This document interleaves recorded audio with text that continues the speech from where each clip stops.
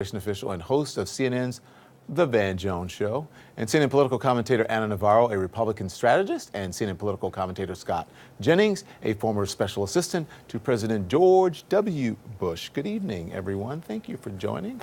Good to see you. Anna, you're up first. What's your reaction to all of this Pruitt news tonight? One more episode of, as the Trump world turns, one more episode of the telenovela. One more episode where we see the inconsistency and hypocrisy of this Trump administration. He came in promising transparency, promising to change the status quo, promising to drain the swamp. And what we have seen is that he has just brought an entirely new species of swamp things into D.C. A lot of them are rich. We thought, you know what? He's appointing all these rich people to the cabinet, people like, Steve Mnuchin, Steve Munchkin, whatever his name is, and they're not going to have to be corrupt.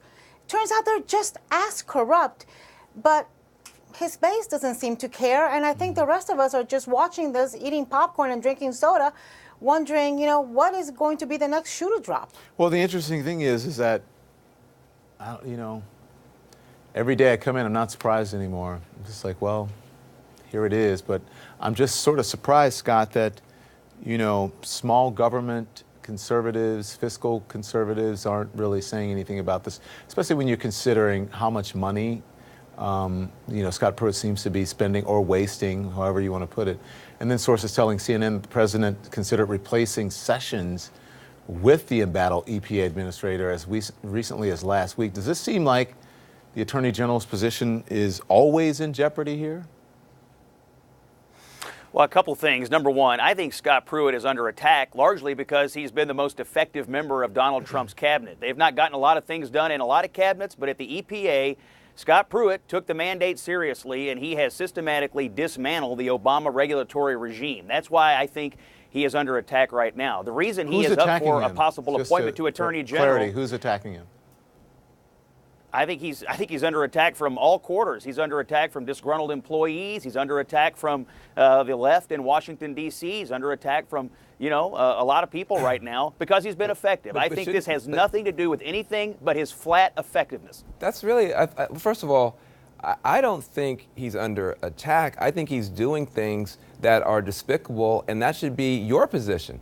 I mean, I'm shocked to hear you as a Republican not starting out with saying, this is not what our party stands for. The corruption, taking money, taking advantage, wanting special privilege. That should be the opposite of a conservative point of view. For you to come out and say that there's something bad happening to him, do you think you should have $2 million to drive around and go to Disneyland? I mean, what kind of a nanny state are you in favor of now because you got the Trump administration up there in Washington, D.C.?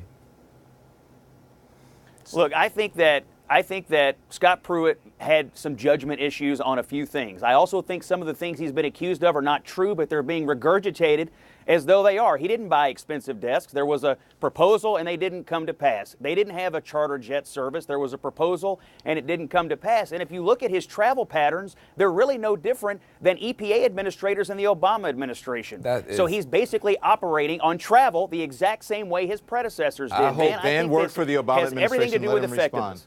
Well, I hope Lisa Jackson is not listening to this. I hope she is someplace doing something because her head just blew off her shoulders if you said that she was spending millions of dollars to go to Disneyland. That is just not true. And this is part of the problem.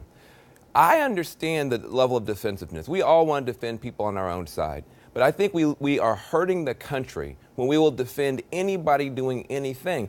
Listen, I agree with you. Scott Pruitt has been very effective at hurting America's environment. He has done everything he can to increase the amount of poison and pollution in our country, and for that, you might want to applaud him. But that does not give him a free pass to take advantage of the country's purse strings. And I'm shocked that you don't have Republicans. The first thing you guys would have said is you don't do stuff like that, and then you pivot. You don't even make the pivot. You go straight ahead and say this guy is only under attack because he's being effective. And you know that's not true. Anna, I want Well, you to listen, get one in. of the problems is that this is not, this is not happening in a vacuum.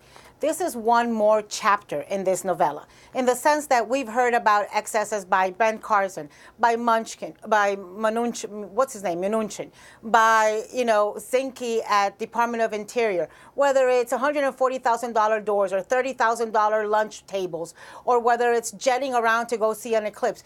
This is just one more instance of what we are seeing after Donald Trump promised to be different. And the Republican Party again and again looks the other way, whether it's Stormy Daniels or tariffs or deficits or overspending. They look the other way. If this were a Democratic administration, people would be brought in to testify, and there would be investigations, and there would be much more scrutiny. The Republican Congress continues to give this administration a pass, even though they are behaving as anything but traditional Republicans. I want to move on, but Scott, I think you should have a chance to respond to this. Yeah, let me just tell you about the politics of Scott Pruitt within the Republican Party. If you talk to any Republican, small business person, farmer, anybody in the sort of the conservative pro-business wing of the Republican Party in middle America, and you say, what's the one thing about the Obama administration that you hated the most? Almost universally, they will tell you it was the EPA crushing businesses, jobs, and farmers, and they see Scott Pruitt as their champion who has come in and reversed these bad decisions. That's why I think you're going to see and have seen the conservatives rally to his cause tonight. Scott, did you see the interview that he gave Ed Henry? Yeah, it was terrible. Look, I'm not going to sit here and tell you that Scott Pruitt's the best in the world at giving interviews. I'm just explaining to you the politics of this. Right. To me, I mean, that interview he gave Ed Henry, and by the way, I give Ed Henry kudos. And set up better processes. I give Ed Henry kudos for holding his feet to the fire.